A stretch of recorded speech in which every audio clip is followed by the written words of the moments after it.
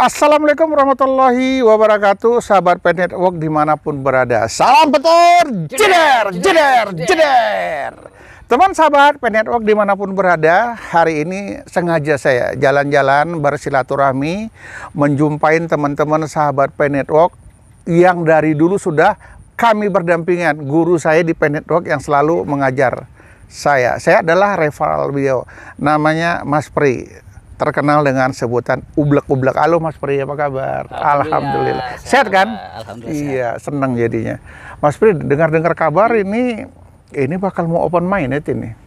Iya. Iya. Jadi apalah tanggapan Mas Pri yang kita lihat perkembangan Pen Network dari hari per hari, bulan, tahun, dan sampai saat ini udah lebih kurang hampir 6 tahun ya?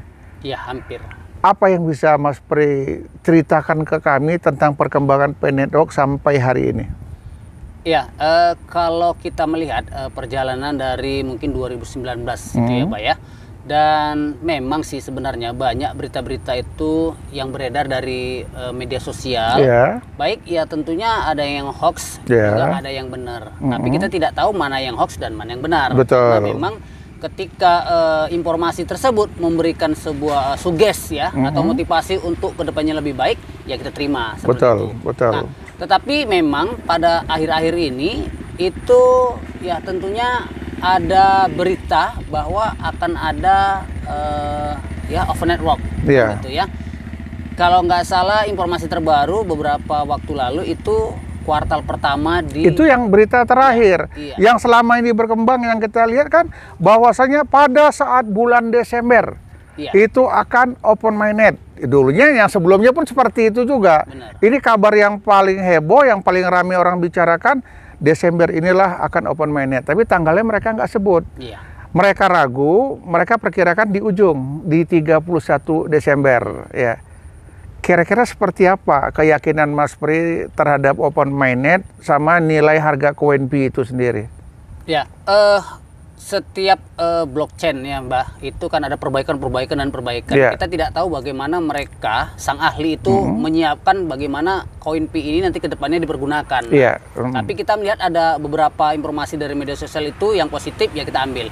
Nah, ketika janjinya di akhir 2024, ternyata hari ini memang sudah ada informasi bahwa mainnetnya di kuartal 1 atau 3 bulan pertama di tahun 2020. Nah, ini yang perlu jadi pembahasan kita.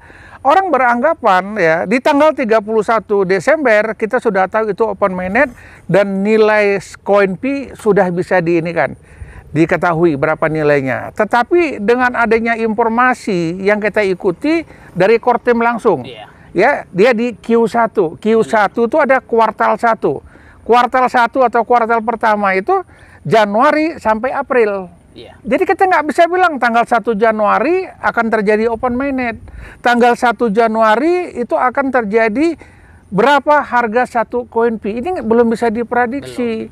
Jadi kalau ada orang yang mengatakan bahwasannya harga CoinP itu adalah 314.159 berdasarkan kesepakatan kita harga GVC. Inilah orang yang mungkin ya belum mengetahui. Tidak ada satupun orang yang bisa menentukan berapa harga CoinP itu sendiri. Benar. Harga CoinP ini ditentukan oleh daripada sistem. Berapa banyak orang bertransaksi, berapa nilai transaksi dianggap satu CoinP, itulah harganya. Jadi kalau orang masih banyak, dia punya CoinP tapi hanya disimpan-simpan aja, tidak berpartisipasi dalam rangka mungkin barter, membelanjakannya. Bagaimana mesin bisa mengetahui banyak orang bertransaksi dengan harga nilai GVC? Itu keren, itu top. Tapi karena banyak orang yang diam saja, orang yang menyimpan, sehingga tidak pengaruhin daripada sistem yang bekerja, daripada Pen Network itu sendiri. Jumlah peserta itu lebih kurang ada 60-an juta setahu saya. Tetapi nilai transaksinya kecil. Kecil itu jumlah orang yang bertransaksi. Jadi bagaimana bisa dinyatakan harga satu GCV itu 314.159? Orang hanya menyimpan CoinP, tidak membelanjakannya. Berarti ini tidak terjadi apa namanya nih Mas Pri? Ya, di dalam penyebaran koin yang merata itu tidak. Betul. Banyak orang punya koin disimpan, nggak pernah barter, ya, nggak pernah terjadi transaksi. Jadi bagaimana mesin itu akan menghitung satu koin P itu nilainya sekian? Karena tidak sebanding orang yang bertransaksi dengan 60 juta orang tadi sama jumlah koin yang beredar.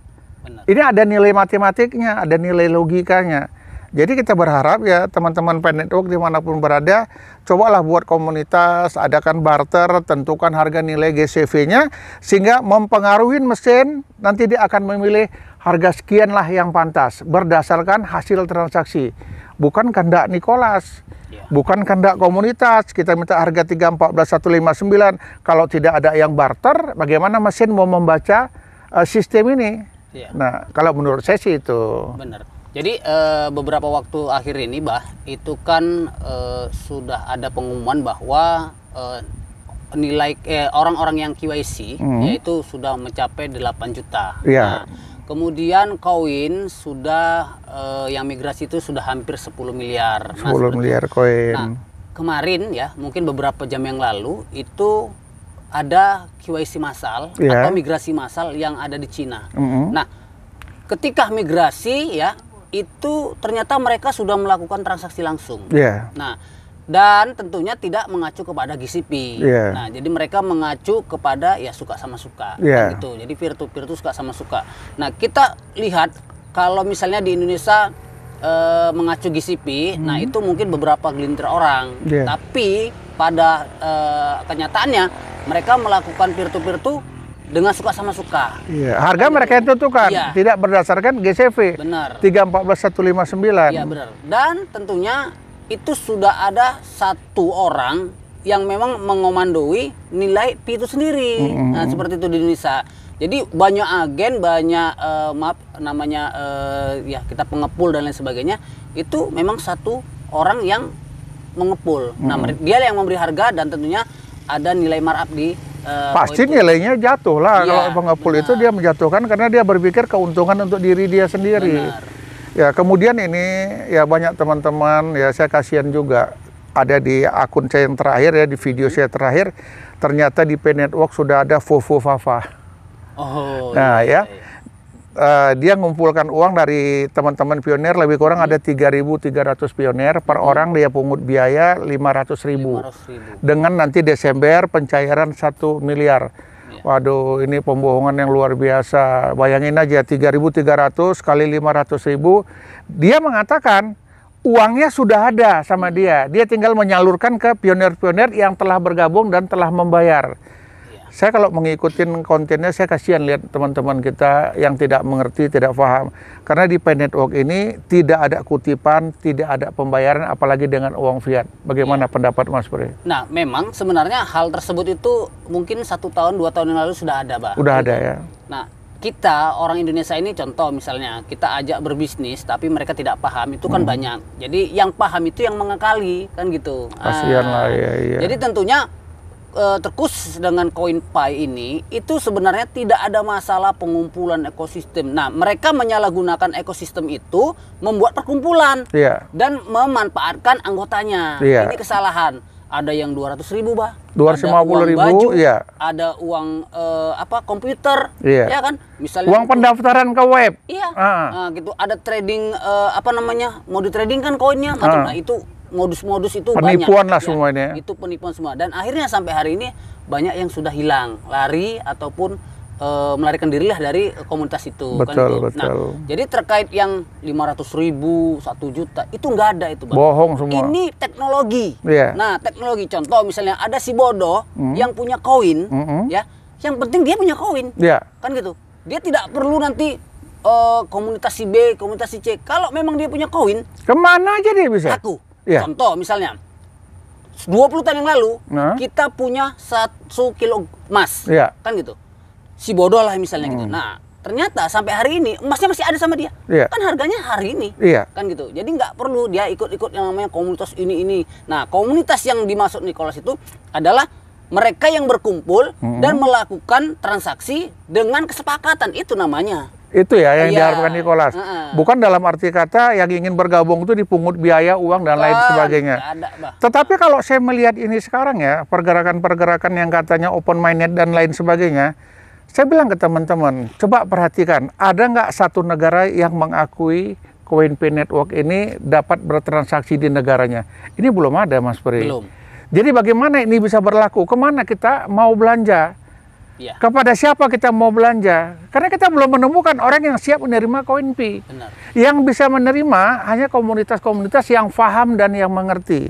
Jadi kita berharap dengan adanya perkembangan-perkembangan saat ini, itu tanda-tandanya ada negara yang sudah mengakui adanya Coinpay.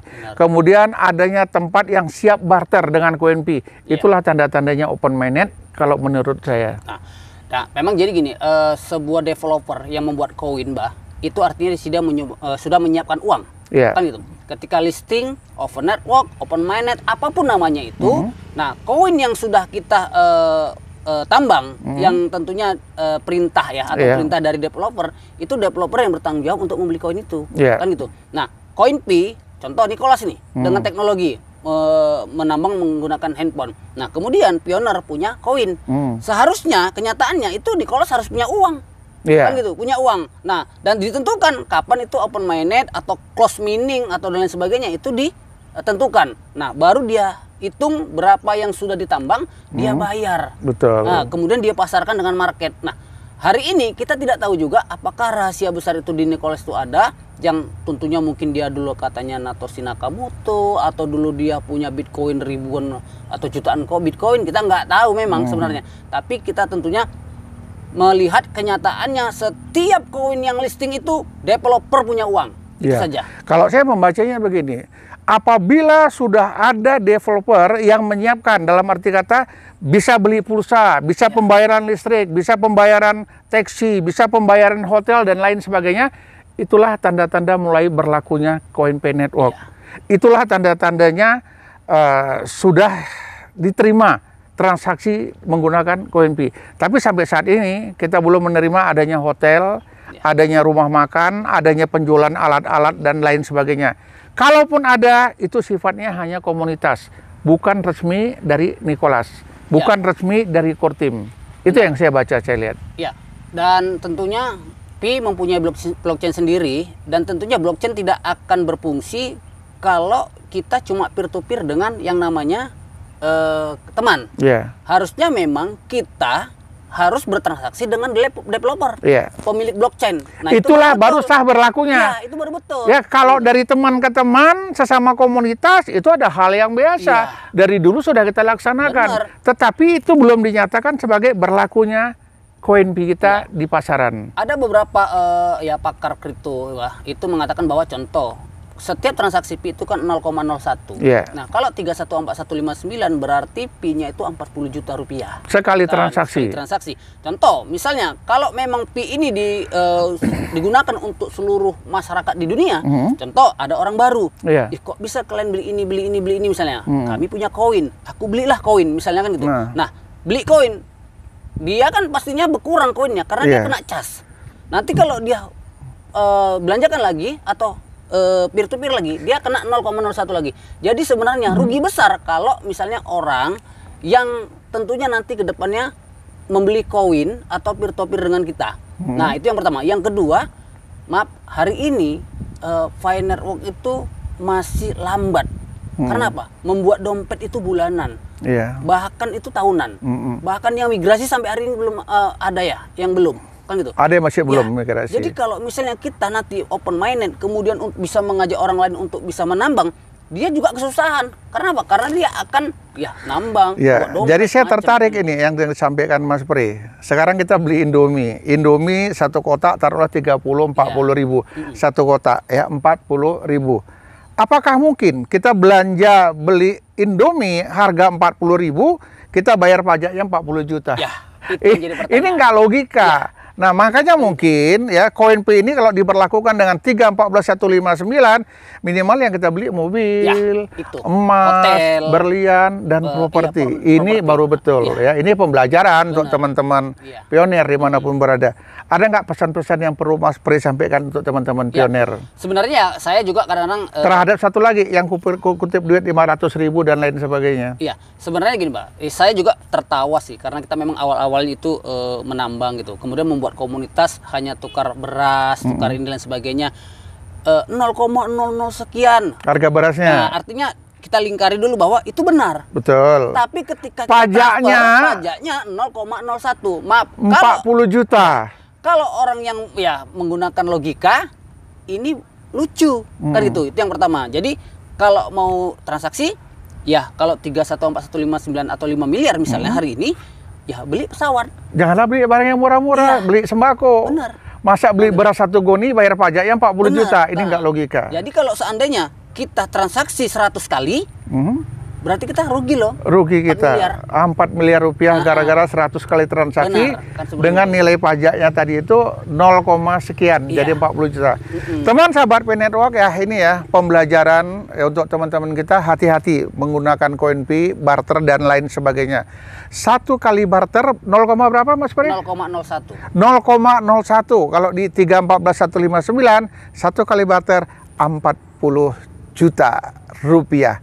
Hati-hati teman-teman, pelajari, cari informasi lebih lanjut. Open Mainnet kuartal 1 Januari sampai April. Kapan kita tak tahu. Mungkin ini yang dapat bisa kami sampaikan pencerahan hari ini. Assalamualaikum warahmatullahi wabarakatuh. Salam petir. Jeder, jeder, jeder.